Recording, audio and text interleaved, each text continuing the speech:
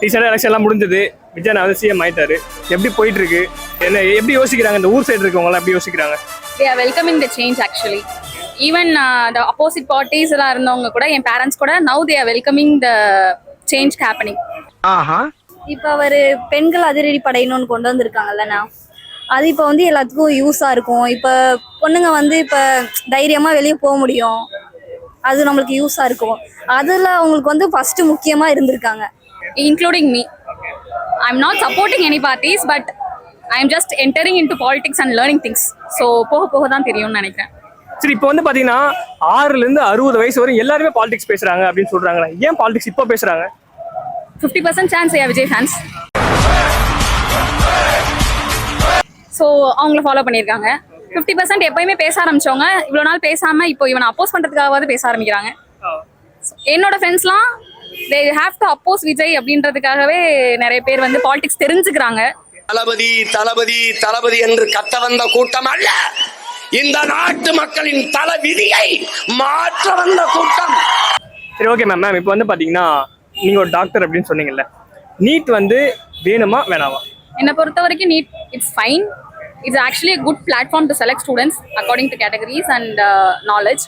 ஆனால் அதை கண்டக்ட் பண்ணுற விதமும் அதை கண்டக்ட் பண்ணுற ஆர்கனைசேஷனும் இன்னும் பர்ஃபெக்டாக இருந்தால் இன்னும் பெட்டராக இருக்கும். எப்படி கண்டக்ட் பண்ணணும்னு நினைக்கிறீங்க?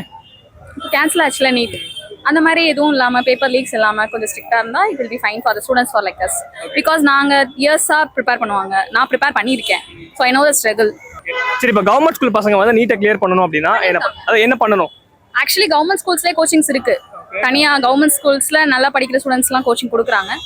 If they study well they can do well. பசங்க கிட்ட நான் இந்த கேள்வியை கேட்டே ஆகணும் அப்படின்னா என்ன கேள்வி கேட்பீங்க? பசங்கள்கிட்ட ஏன் இப்போ லோயாலிட்டியாக இருக்க மாட்டீங்க ஒரு பொண்ணுக்கு?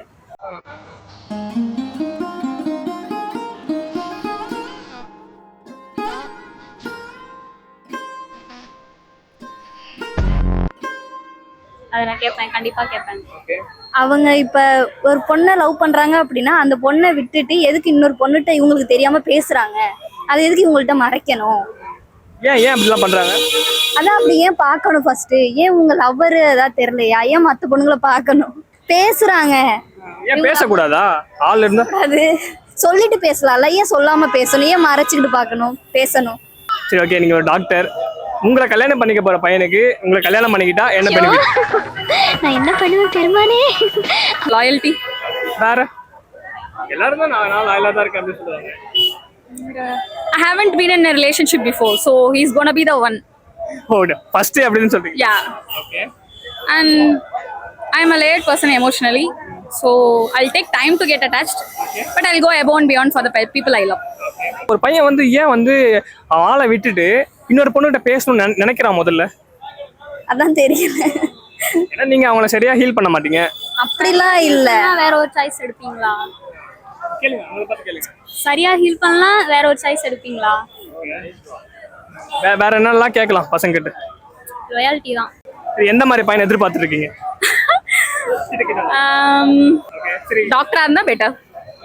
ஏன் டாக்டர் வந்து டாக்டர் பையனை தான் கல்யாணம் பண்ணிக்கணுமா என்ன?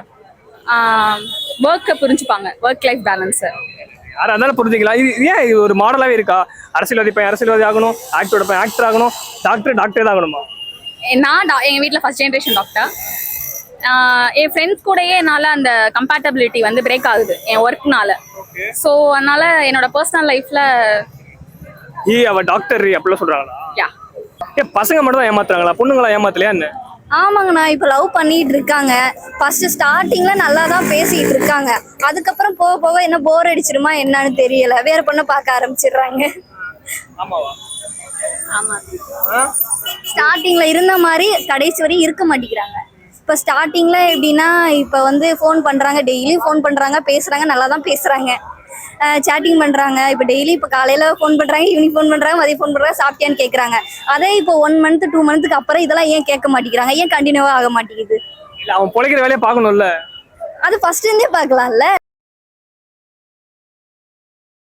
ஏன் ஃபர்ஸ்ட்ல குடுக்குற லவ் எண்ட் வரை வர மாட்டேங்குது? இல்ல, அதான் ஆரம்ப காலகட்டத்துல வந்து பட்டர்ஃப்ளைஸ்லாம் பறக்கும், அப்புறம் பழகிடும். நீங்க தான் சொல்லணும் ஏன்னு சொல்லிட்டு. அதே கேர்ள் ஃப்ரெண்ட் தான் நீங்களும். ஆரம்பத்தில் உங்கள்கிட்ட எப்படி பேசுறானோ அதே மாதிரி தான் கடைசி வரையும் பேசணும்னு நினைக்கிறீங்க. ஒரு கட்டத்துக்கு மேல அவனுக்குன்னு ஒரு ஃப்ரீடம் இருக்கும்ல. லைக் வந்து அவன் வேலை பார்க்கணும், உழைக்கணும், வீட்டை பார்க்கணும்னு நிறைய இருக்கும். அப்படியே உங்க பின்னாடியே சுத்தி இருக்கணுமா என்ன?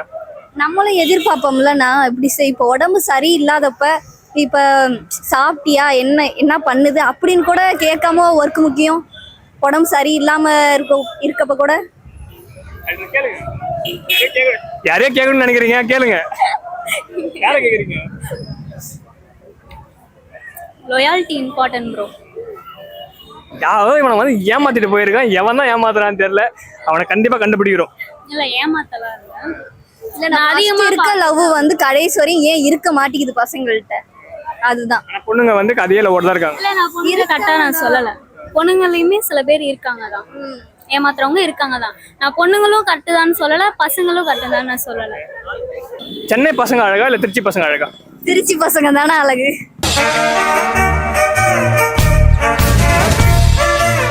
ஏன் திருச்சி பசங்க அழகு? அப்படி என்ன இருக்கு திருச்சி பசங்க கிட்ட? சென்னை பசங்க இல்லாத திருச்சி பசங்க என்ன இருக்கு? நம்பிக்கை. வேற என்ன இருக்கு? திருச்சி பசங்க உசுரே கொடுப்பாங்க. அப்ப சென்னை பசங்க உசுர கொடுக்க மாட்டாங்களா? அப்படிலாம் இல்லைண்ணா. திருச்சி பசங்கன்னா கொஞ்சம் தைரியம், கெத்து. கண்ணுல ஒரு திமிரு, ஒரு ஆங்காரம் எல்லாமே தெரியும். அதான் திருச்சியில வந்துட்டு சென்னையில இருந்து திருச்சி பசங்க அழகா விட்டுருவோமா? நீங்க இப்ப சென்னையில வந்துட்டு இப்ப ஒரு பையன்ட்ட நான் இந்த பையன் திருச்சி அப்படின்னு சொன்னா கொஞ்சம் ஒரு இதா இருக்கும். சென்னை பையன் வந்து ஐயோ ஓடி தூரம் அப்படின்னுங்களா? நம்பிக்கை இருக்காதுண்ணா சென்னை பசங்க பேச. சரி ஓகே, நீங்க உங்க டிஸ்ட்ரிக்டோட பேரை சொல்ல வேணாம். உங்க டிஸ்ட்ரிக்ட்ல என்னென்ன ஸ்பெஷலைசேஷன் இருக்கு அப்படின்றத சொல்லுங்க. கமெண்ட்ல நாங்க கண்டுபிடிக்கிறோம். மலைக்கோட்டை கோவில், சிவகார்த்திகேயன், கவின், முறுக்கு. அங்க இருக்க பொண்ணுங்க அழகுண்ணா. அங்க இருக்க பொண்ணுங்க எந்த பொண்ணுங்க அழகுன்னு கண்டுபிடிச்சிருவோம். கமெண்ட்ல சொல்லுங்க.